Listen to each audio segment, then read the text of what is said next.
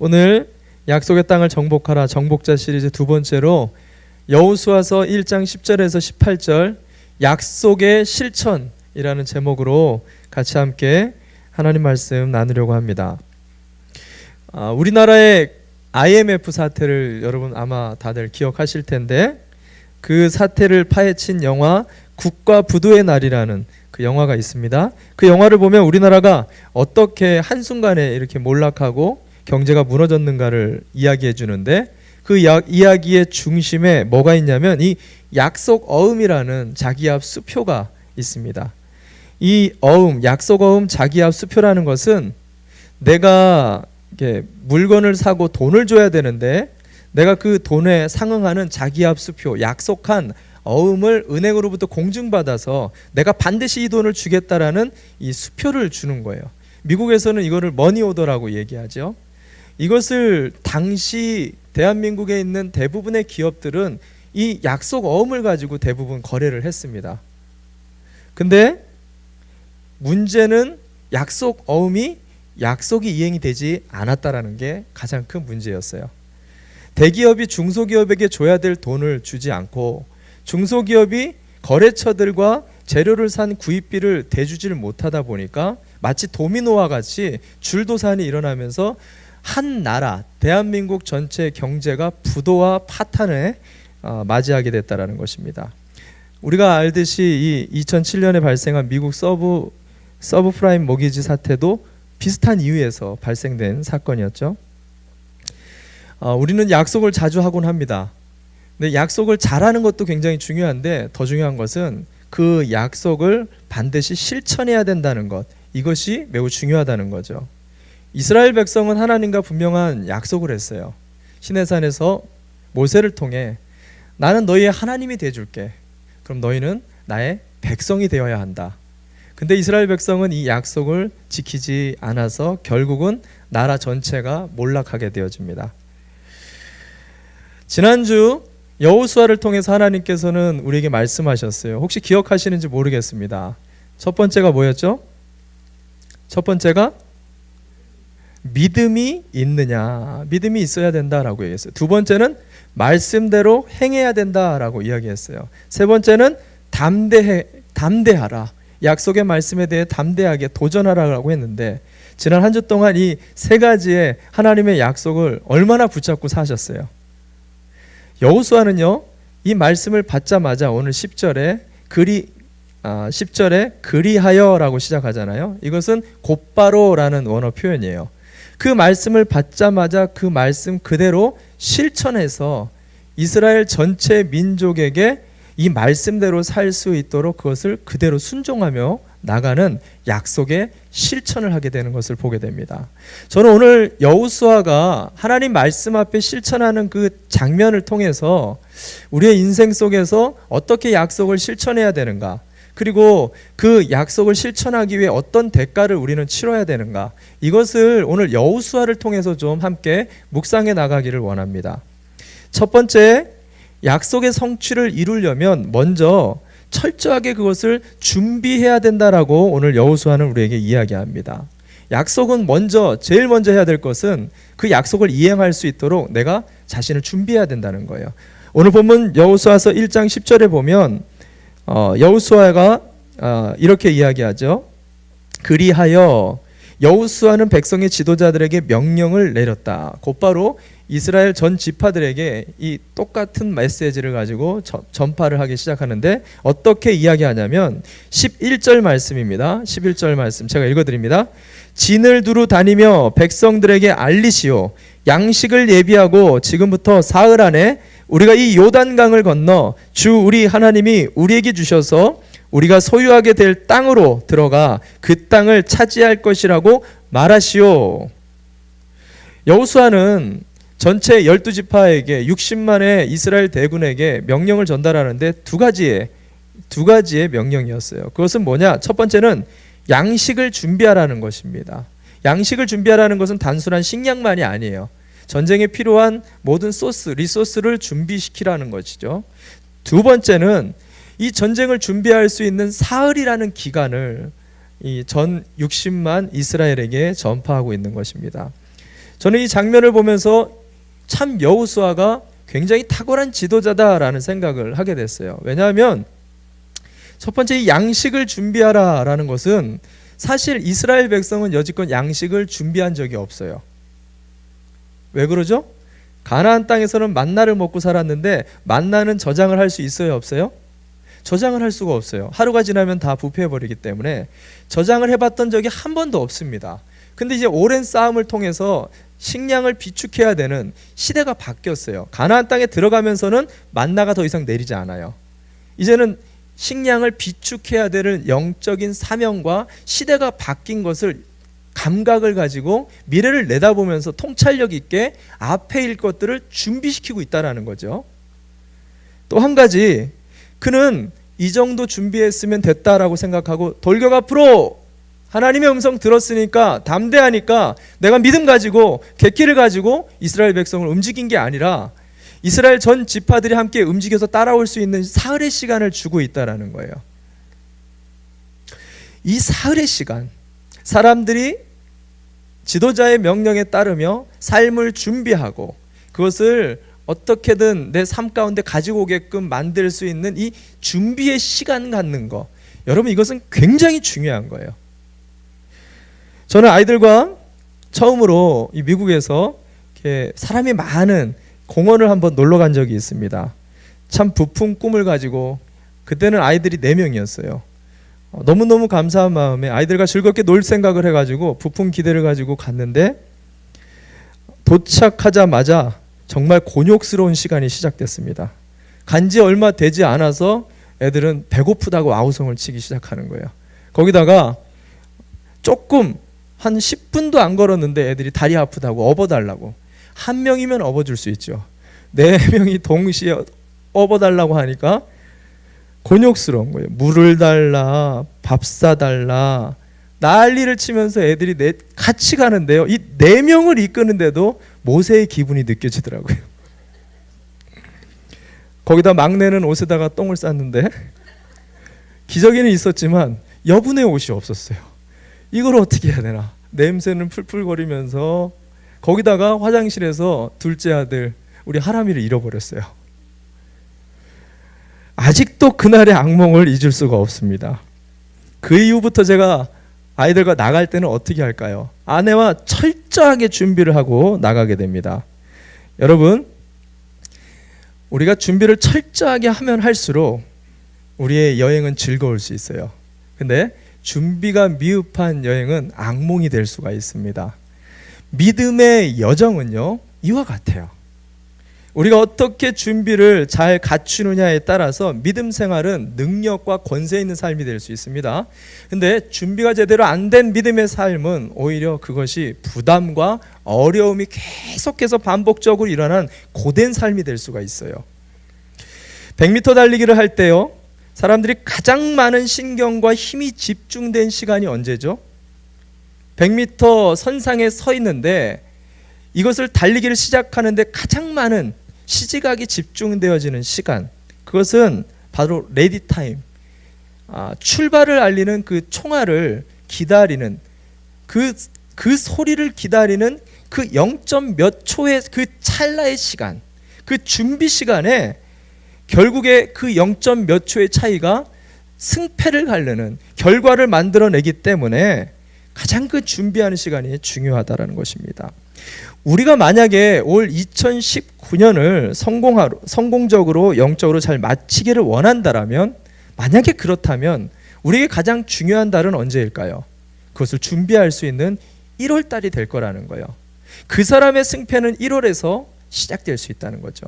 우리가 만약 이번 한 달을, 2월 달을 하나님 앞에 온전하게 드리고 잘 살기 위해서라면 우리의 삶의 승패는 어디서 갈라질까요? 2월 첫 주에서 이미 갈라졌을 것입니다. 여러분, 이 한 주, 지금 2월 17일 셋째 주에 이 한 주의 영적인 삶을 판가름하는 날이 언제일까요? 한 주의 시작인 이 영적인 예배를 드리는 이 주일에 우리가 하나님 앞에 서 있는 준비되는 이 시간에 얼마나 깨어있고 얼마나 내가 하나님 말씀으로 살려고 하는 결단과 각오를 갖고 있느냐에 따라서 이 한 주는 육적으로는 어떻게 될지 모르겠습니다. 그러나 영적으로는 거기서 판가름 날 수 있게 된다라는 것입니다. 요즘 새벽에 다윗의 이김 시리즈, 빅토리 시리즈로 말씀을 나누고 있죠.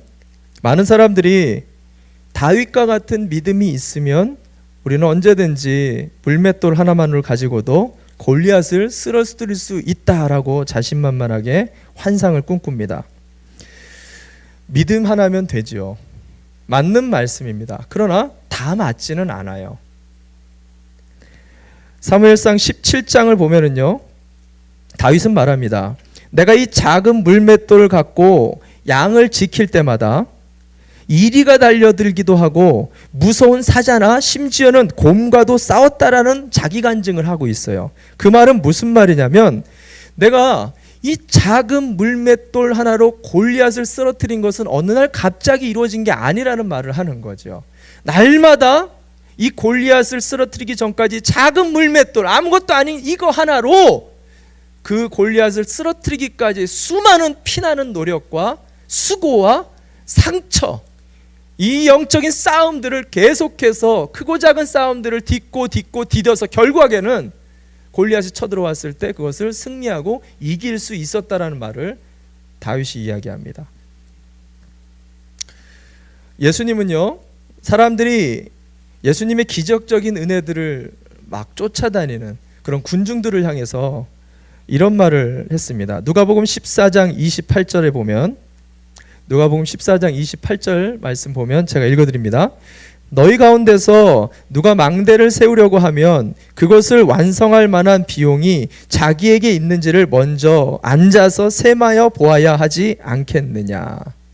무슨 말이냐면, 나를 쫓아오려거든 너희가 짊어져야 될 십자가, 너희가 치러야 될 그 대가를 반드시 기억하고 이 길을 따라와야 된다라는 것을 미리 준비시키고 있다라는 것입니다. 여러분, 신앙은요, 어느 날 갑자기 성령 받고 뚝딱 만들어지는 것처럼 느껴질 수 있어요. 그러나 우리 안에 말씀이, 우리 안에 영적인 삶들이 성령님을 통해서 뿜어져 나오려면 말씀이 없는데 어떻게 뿜어져 나오겠어요? 성령님이 아무리 나를 끌어올리려고 하는데, 내가 그것을 결단하게끔 만들려고 하는데 내 신앙생활 자체가 뭔지를 모르고 있으면 성령님이 우리를 어떻게 끌어가시겠냐는 거예요. 하나님은 계속해서 우리를 준비시키고 있습니다. 이 준비시키는 과정 속에 이 작은 물맷돌 하나를 무시하지 않고 오늘도 맡겨진 이 작은 것에 충성된 자가 오늘 큰 것을 맡을 수 있는 하나님의 충성된 자가 되는 것을 여러분 기억하시고, 오늘도 하나님의 영적인 지경을 향하여 나갈 때 우리에게 맡겨진 철저한 영적 싸움을 준비하는 그런 저와 여러분 되시기를 주님의 이름으로 축원합니다. 아멘. 두 번째, 여호수아를 통해서 우리가 바라봐야 될 약속의 땅을 성취하기 위해서는 연합하라라고 이야기합니다. 연합하라. 여호수아는 약속을 위해서 제일 먼저 철저한 준비를 했어요. 두 번째로 오늘 본문을 통해서 보면 여호수아가 무엇을 하고 있냐면 12지파의 리더십들을 만나 그들과 마음을 하나로 모으고 있다는 것입니다. 근데 특이한 점 하나가 오늘 본문에 등장해요. 그 12지파 중에 다른 사람들이 아닌 세 지파, 르우벤과 갓지파와 므낫세 반지파를 만나게 됩니다. 여호수아서 1장 12절과 13절 말씀 같이 함께 보도록 하겠습니다. 함께 제가 읽어드립니다. 여호수아는 르우벤 지파와 갓 지파와 므낫세 반쪽 지파에게 말하였다. 주님의 종 모세가 당신들에게 이르기를 주 당신들의 하나님이 당신들에게 요단강 동쪽의 이 땅을 당신들이 편히 쉴 곳으로 주실 거리라고 하셨으니 당신들은 이 말을 기억하십시오. 이것은 과거에 모세가 이스라엘 백성을 지금 가나안 땅에 데리고 왔을 때, 이제 여호수아가 서기 바로 전에 요단강, 지금 요단강을 중심으로 해서 요단강 서쪽으로 넘어가야 되는데, 근데 요단강 서쪽으로 넘어가기 전 동쪽 편에 있을 때 이 세 지파가 갑자기 튀어나와가지고 모세에게 이야기한 거예요. 민수기 40장에 보면 나오는데 이 장면이, 모세요, 우리는 요단강 서편을 굳이 안 넘어가도 되겠습니다. 우리는 지금 요단강 동편, 이 땅이 이 초원이 가득한 이 살기 좋은 이 땅에 그냥 머물러서 살겠으니까 우린 여기서 남겠습니다 라고 얘기를 합니다. 이 소리를 듣자마자 모세는 버럭 화를 내요. 왜 화를 내느냐? 왜 화를 냈을까요? 하나님이 약속의 땅을 향해서 가라라고 명령하신 이 비전은요, 9개의 지파를 위해서 주신 게 아니에요. 12지파가 함께 성취해야 될 하나님이 이스라엘을 향한 공동체의 비전이었다라는 거죠. 이들에게는 하나님의 기업이나 하나님의 분깃이나 약속의 땅이 의미가 없었어요. 이들에게는 오직 자기네 지파의 안전과 자기네 가정과 자기네 가족들만이 안위를 위해서만 생각을 하고 있었던 거예요. 그래서 이들을 향해서 이제 모세가 화를 낸 거였죠. 이것에 대해서 이 신학자들은 이런 사람들에 대해서 그리스도인들 중에 경계선에 선 그리스도인이라고 이렇게 정의를 내렸습니다. 경계선에 선 그리스도인. 무슨 말이냐면 요단강을 기준으로 해서 그 요단강을 넘기만 하면 신앙이 더 한 단계 발전하고 주님을 만날 수 있고 그 약속의 땅에서 축복을 누릴 수 있음에도 불구하고 현재의 삶에 안주하면서 더 이상의 노력을 더하지 않는, 그래서 요단강 서편의 그 믿음의 모험과 도전을 하지 않고 경계선에 머물러 있는 사람들, 그런 사람을 갖다가 경계선에 선 그리스도인이라고 정의한다는 것입니다. 사회생활을 하거나 직장생활을 하게 되어질 때 그 조직에 예를 들어 우리가 회사를 이렇게 이동한단 말이에요. 이쪽으로 간다. 그러면 그 회사원이 나는 이 동네가 가까우니까 여기 있겠습니다. 그럼 회사에서 뭐라고 하겠어요? 그래? 그럼 혼자 여기서 일해? 우린 간다. 그 사람은 끝나는 거죠. 사회는 그렇습니다. 근데 오늘 여호수아는 좀 다르게 반응하고 있다는 것입니다. 전쟁을 앞뒀던 그는 제일 먼저 12지파 중에 이 세 지파를 만나고 있다는 거예요. 그리고 14절과 15절에 여호수아가 이 세 지파장들에게 뭐라고 얘기하냐면, 그래, 너희들이 원하는 대로 요단 동편을 너희가 먼저 가져라.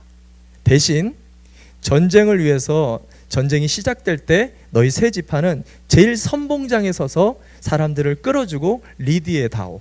딱 그렇게 딜을 하게 되어집니다. 근데 이 딜이 딱 먹히게 돼요. 그래서 연합이 온전하게 이루어져서 12지파가 모두 약속을 향해 들어가게 되어집니다. 저는 이 점을 여러분과 함께 주목하고 싶어요. 사실 이들은요, 하나님의 계획도 잘 몰라요. 믿음도 약하고 담력도 없습니다. 그러나 이 세 지파가 가지고 있었던 장점은 뭐냐면 전쟁에 능한 부족이었어요. 르우벤은요 12지파의 맏형입니다. 그래서 영적인 리더십을 타고나 있어요. 거기다 갓지파는 그 갓이라는 말이 군대라는 말이에요. 그래서 이 사람들은 타고난 전투부대 부족입니다. 므낫세 반지파는요 싸우면 절대로 지지 않는 용사의 지파예요. 그래서 이 지파는 반만 가도 된다. 그래서 므낫세 반지파인 거예요. 어디를 가도 이 사람들은 전부 가면은 엄청나게 파괴력이 있기 때문에. 그래서 이 세 지파가 이스라엘의 선두에 서서 전체 12지파를 규합하면서 이들을 끌어갈 수 있는 리더십이 됐다라는 거예요. 그리고 실제로 나중에 이 싸움을 다 승리로 만들어서 싸움의 수훈자들이 되어진다라는 거죠. 저는 이 점에 대해 참 많은 은혜가 되었어요. 자격이 없고 믿음이 약해요. 연약한 사람들인데 영적인 리더십을 부여해주고 있는 이 여호수아의 연합시키는 리더십이 참으로 탁월하다라는 거예요. 여러분, 연합이라는 것은요, 하나님이 우리에게 약속의 땅을 성취하게 해주신 하늘의 강력한 능력인 것을 여러분 잊어버리면 안 됩니다. 1 더하기 1은 수학적으로 2입니다. 그러나 실제로는 3이 될 수도 있고 5가 될 수도 있고 10이 될 수가 있는 시너지를 갖고 있는, 이것은 연합이 특징이자 능력이라는 것입니다. 근데 이런 연합은요 절대로 우리 홀로 만들어낼 수 없다라는 거예요. 성경에서는 계속해서 삼겹줄을 강조하고 있죠. 가정을 변화시키고 싶어요. 아내 혼자 될까요? 남편 혼자 될까요? 여러분, 자녀들이 계속해서 기도한다고 그게 될까요? 결국에는요, 가족 공동체 전체가 연합하여 움직이지 않으면 가족은 절대 변화될 수가 없어요. 여러분, 우리가 민족을 위해서 간절하게 기도할 때 왜 위정자들 전체를 놓고 기도하게 될까요?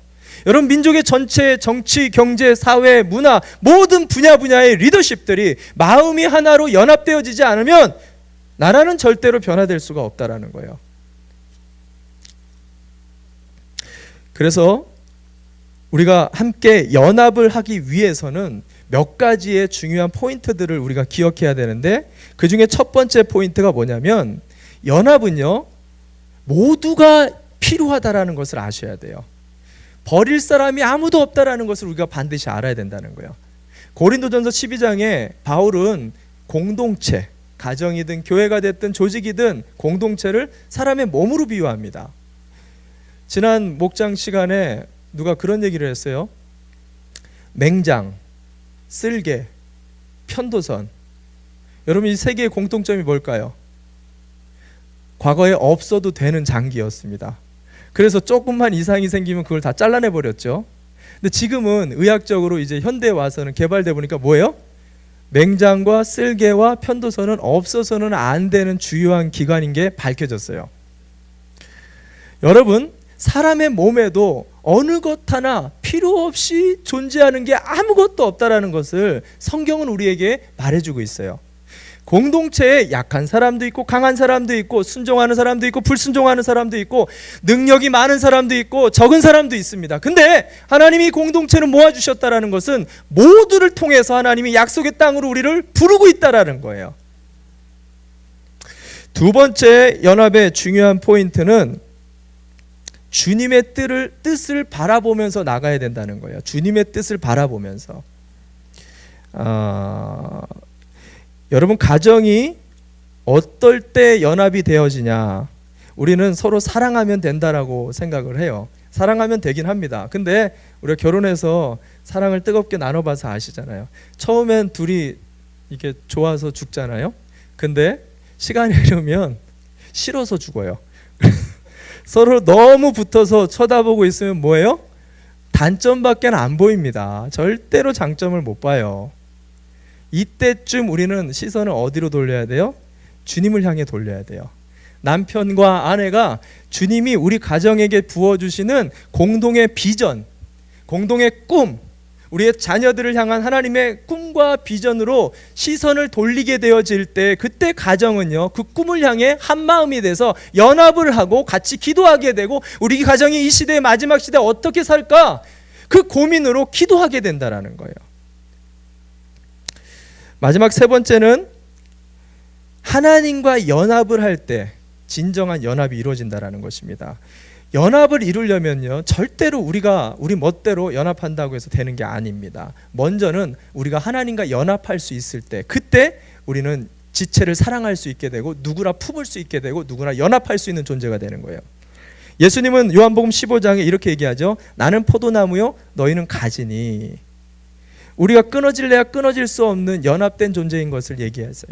그래서 너희가 나를 떠나서는 뭐라 그래요? 아무것도 할 수 없는 존재인 것을 빨리 알아야 된다라는 거예요. 그리고 내게 능력 주시는 자 안에 있을 때는 내가 모든 것을 할 수 있는 존재가 된다라는 것을 말씀해 주고 있다라는 거예요.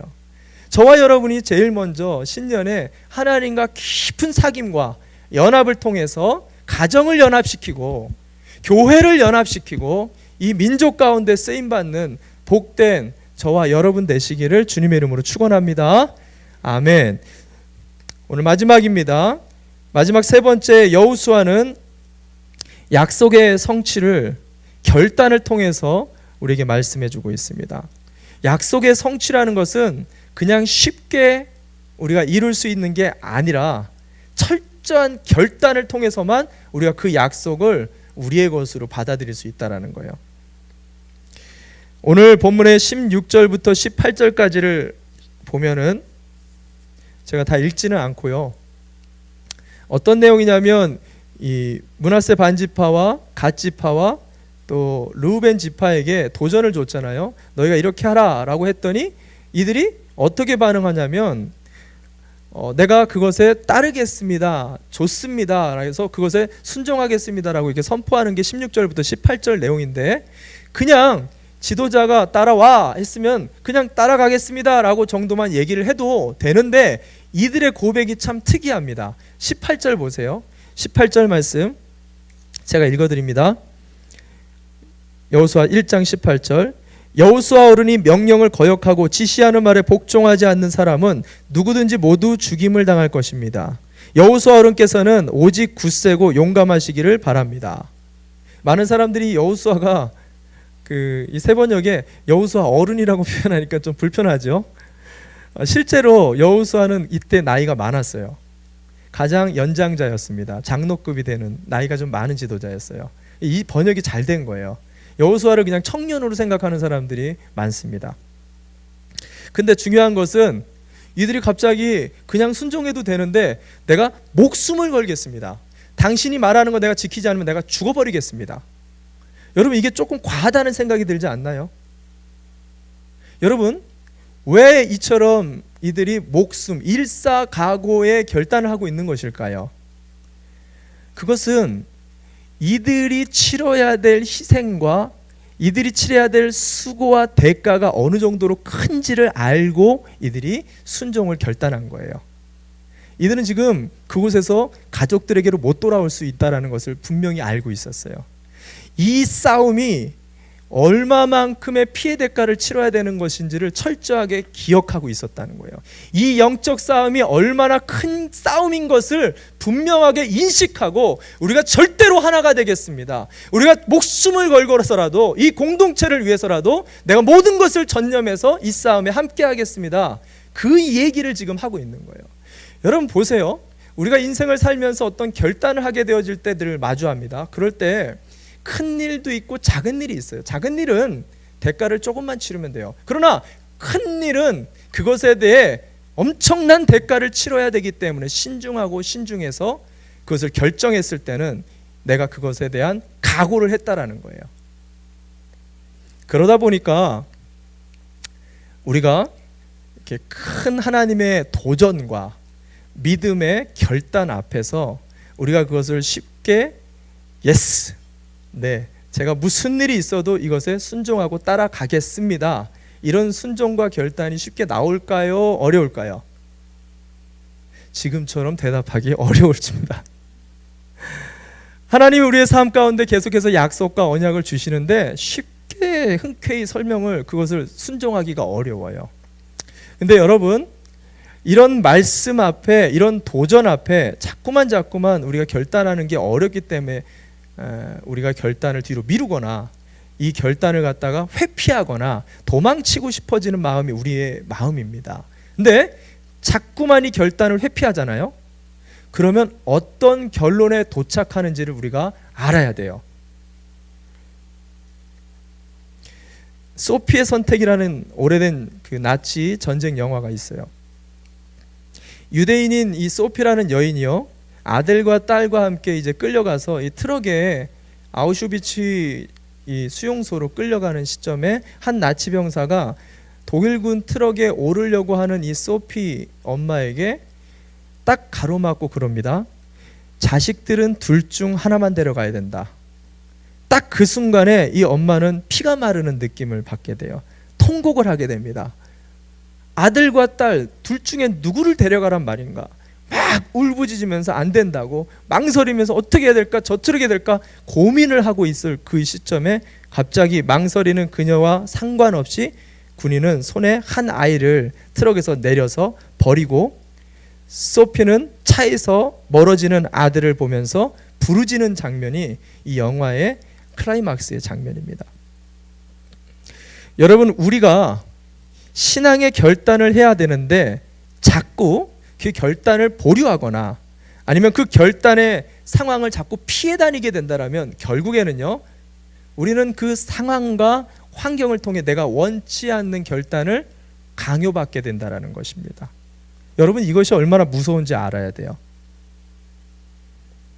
제가 엊그제 카톡방을 통해서 공지해드린 것을 보시면 캘리포니아 공교육 교육부에서 진행하는 동성애 성교육에 대한 그 공지를 여러분 아마 보셨을 텐데, 캘리포니아는 현재 3년 전부터 LGBT 동성애법을 통과시켜서 모든 공립학교 안에 동성애가 자연스러운 것이고 그것이 맞고 그것에 대해서 잘못 이야기하는 것에 법적으로 그 법적인 제재를 가할 수 있도록 법을 이미 통과시켰어요. 그래서 이것을 3년 동안 지금 단계적으로 수위 조절을 하면서 아이들 교육에 침투시키고 있는데, 올해부터 이 교육 법안이 이제 그동안 고등학생들을 대상으로 하던 것이 이제 킨더가든까지, 이제 좀 더 지나면 이제 프리스쿨 전체로 교육을 하는데, 중요한 것은 이 교육 내용이에요. 입에 담기도 어려운, 교육시키는 선생님들이 가르치기도 입에 어려운 포르노 수준의 내용을 가르쳐야 되는 거예요. 남자와 여자가 성관계를 자연스럽게 성경대로 해야 되는데, 이것이 아닌 다양한 방법과 다양한 그 성의 객체를 가지고 설명을 하려고 하다 보니까 이 모든 내용을 전부 다 이 어린 아이들에게 그대로 여과 없이 가르쳐야 된다는 거예요.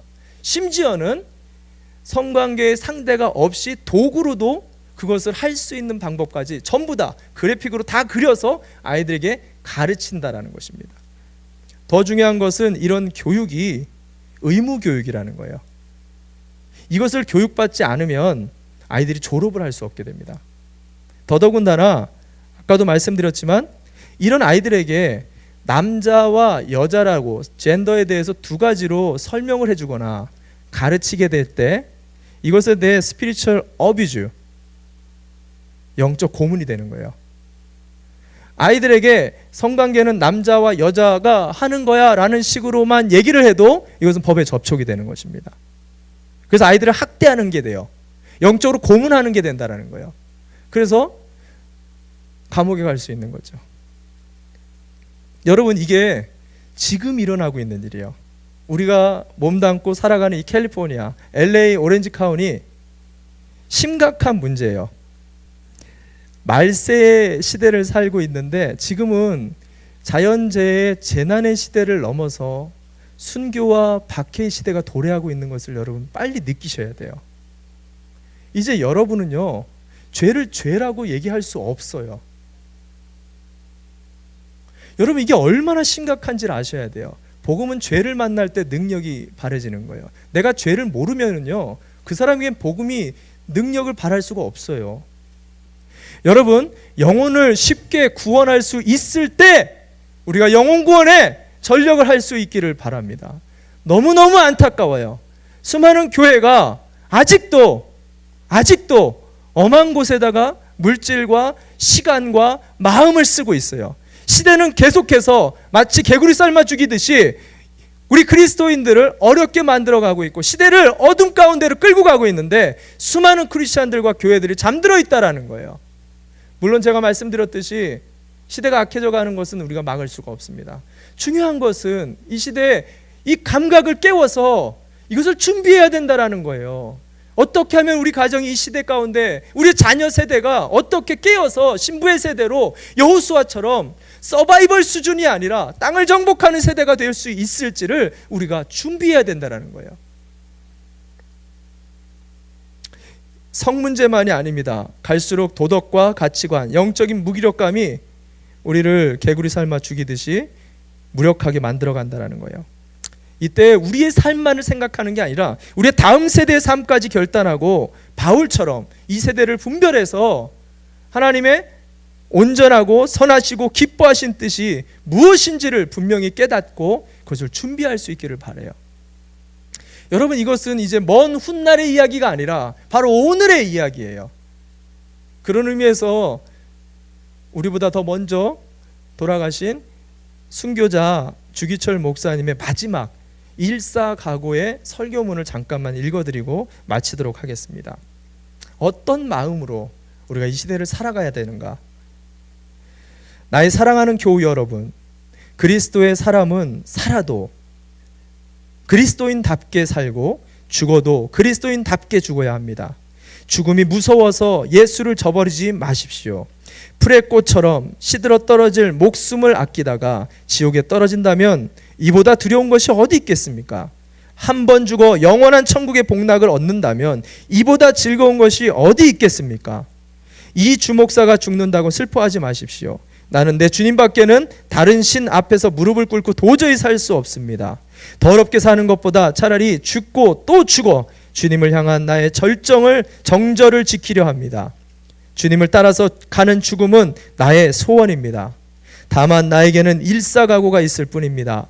소나무는 죽기 전에 찍혀야 푸르르고 백합화는 시들기 전에 떨어져야 향기롭습니다. 세례 요한은 33세에 순교하였고 스데반도 청장년에 뜨거운 피를 주님께 뿌렸습니다. 이 몸도 시들기 전에 주님 앞에 제단에 제물이 되겠습니다. 나에게는 오로지 일사각오가 있을 뿐입니다. 한 걸음만 양보하면 그 무서운 고통을 면하고 도리어 상 준다는데 많은 사람들이 넘어가고 있습니다. 말 한마디만 타협하면 살려준다는데 용감한 신자들도 넘어지게 됩니다. 하물며 나같이 연약한 약졸이 어떻게 장기간의 고난을 견디고 배기겠습니까? 다만 주님만 의지하는 것 뿐입니다. 예수께서는 끝까지 참는 사람은 구원을 얻으리라고 우리에게 신신 부탁하셨습니다. 할렐루야. 주님이 우리에게 약속하신 이 약속을 여러분 반드시 지킬 수 있는 이 마지막 시대에 주님이 찾는 신부의 세대, 여호수아 세대가 되기를 주님의 이름으로 축원합니다. 여러분, 그러려면 철저한 준비가 필요해요. 그냥 막연하게 기대만 한다고 해서 내가 이 말씀 지킬 수 있는 게 절대로 아닙니다. 정말 성령님을 의지하고 성령님이 말씀 주시는 거 순종하고 계속해서 우리 혼자 말씀 생활 절대 할 수 없어요. 여러분, 모닥불이 같이 붙어서 불이 타듯이 연합해야 돼요. 우리가 맞지 않는 사람들과도 연합해야 되고 누구와도 초월적으로 연합해서 이 땅에 하나님의 약속을 성취해 나가는 결단을 해야 될 시대가 도래하고 있다는 것입니다. 저와 여러분이 우리 교회가 정말 이 마지막 시대를 준비할 수 있는 여호수아 세대가 되시기를 주님의 이름으로 축원합니다.